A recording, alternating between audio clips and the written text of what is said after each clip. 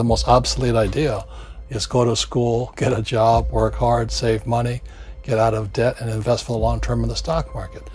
See, why would you save money when they're printing trillions of dollars? The gap between the 1% and 99% is massive. You see, it's not just money. You have to step back and look at the bigger picture. So what do you do? In every one of us is a poor person. There's still a poor person inside me. There's also a middle class person, and the middle class person wants security. They want that steady paycheck. And there's a rich person. And they're all inside of us, except that it's not taught. You're taught to go to school, get a job, and get a paycheck. You're not taught to how to get rich. If you read Rich Dad, Poor Dad, my rich dad refused to pay me. He said the paycheck was one of the most damaging things you could take in your life. He says the moment you take a paycheck, you're an employee, and that's the mindset. So my rich dad never paid me. It drove my poor dad, government employee, nuts. You gotta pay people, you gotta pay people. And Rich Dad was not saying that the paycheck was bad. He says you didn't want to be a slave to money. So as an entrepreneur, if Rich Dad folded, I just started another company. I don't need a paycheck. I don't need anybody to take care of me. If my government doesn't like me, I move to another country because they need entrepreneurs there. So the entrepreneur is not so much the business. The entrepreneur is really the mindset and the skill sets and the different set of rules. You see, I don't operate, small business does not operate in the same rules as big business. Entrepreneur is a mindset first, a skill set, and rules. And depending upon whether you're an employee or a small business, the rules are different. The mindsets are different, the skill sets are different. If you could say one thing to somebody who's never been an entrepreneur and they're thinking about making the leap of faith into becoming an entrepreneur, what could you tell them? Well, I'll just tell them the same thing that happened to me. My last paycheck, I still remember it clearly. It was one of the worst and the best days of my life. And I was in Puerto Rico. I was working for Xerox, and my boss gave me my last, it wasn't a paycheck, it was a bonus check. I think it was about $30,000 taxable. It's the only problem with that. So I got this check and I went, holy mackerel. So I was excited, but I was also disturbed. And so this other guy comes up to me, his name was John, and John says to me, he says, you're gonna be back. I said, why? He says, because you're gonna fail. I looked at him and said, look, few expletive words, because that's what he did. He left Xerox, failed, and he came back. And I said, look, you failed and you came back, but I'm gonna fail and I'm never coming back. And that's the attitude. Do you know what I mean? If you say, well, if I fail, I'll go back to mommy and daddy, then that's what you'll do. So if you fail, that's when I became an entrepreneur, because I had no money. I had no money for years. I didn't have a paycheck. But that's what my rich dad encouraged me to do. He says, when you don't have this paycheck, you get hungrier, smarter, and it's a test of your character. Will you become a crook? Will you become dishonest? Will you cheat and steal? Or will you become a better human being? So really, that's the benefit of becoming an entrepreneur, is you really find out who you are when you don't have anything. So you always have to look at the big picture. Too many people look at, well, what's going to happen to me? When you look at the big picture, you're also going to know that when something bad happens, something good's going to happen. But you got to prepare for whatever is coming. If you think next 20 years will be like the last 20 years, you're going to get creamed. When you and I go to the supermarket and we buy a carton of milk, we always check for the expiration date. But most people do not check for the expiration date on their brains. Instead of get out of debt, I get into debt. I just refinanced $300 million in debt. I went from 5% to 2.5% interest. I made a fortune. Every month, more money comes in because my cost of money has gone down. So while some financial experts are saying get out of debt, I'm saying learn how to use debt. See, when I came back from in Vietnam in January of '73, the first thing my rich dad said to me was go to school to learn how to invest in real estate. It wasn't real estate, it was how to use debt and taxes. Debt and taxes make the rich richer. Debt and taxes make the poor, the middle class, poor.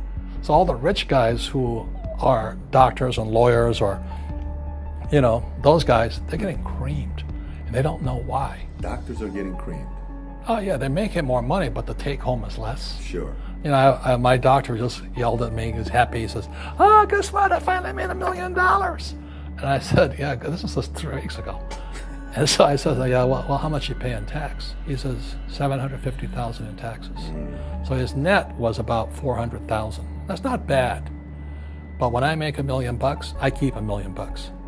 And the reason is because I don't make it by working for money. See, if you work for money, you're taxed. So that's why lesson number 1 in Rich Dad, Poor Dad is the rich don't work for money. What we do instead is we create businesses as entrepreneurs. We acquire real estate. I don't invest in the stock market. Okay? So the reason is because as entrepreneurs, I have more control over my income, how much I make, and how much I pay in taxes. And because I'm an entrepreneur as well as an investor in real estate, I pay 0 tax. So every time I make, let's say, $1 million as an entrepreneur, I immediately invested in real estate and I have a 4-to-1 step up. So I put $1 million in real estate, I get $4 million from the bank. That's why I love banks. But the banks are screwing everybody else, terrible, but it's good for me. That's why you say when you print, it's good for you, but when you print, it's bad for people that work for money. Because when you print, savers get creamed and people who work for money get creamed. When they print, debtors get rich. You see, debt and taxes make the rich richer, and debt and taxes make the poor middle class poorer. When we have obsolete ideas, we get obsolete results. So what's happening for most people, the idea of going to school, getting a job, working hard, saving money, getting out of debt, buying your house because it's an asset, and investing for the long term, is obsolete.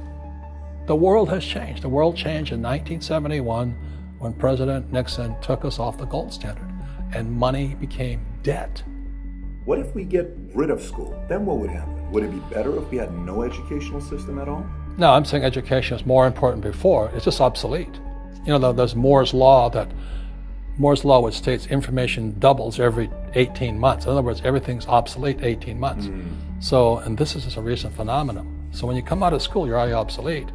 And that's why I'm the old guy, I meet my friends who went to Harvard. I went to Harvard. I said, yeah, that was how long, 50 years ago?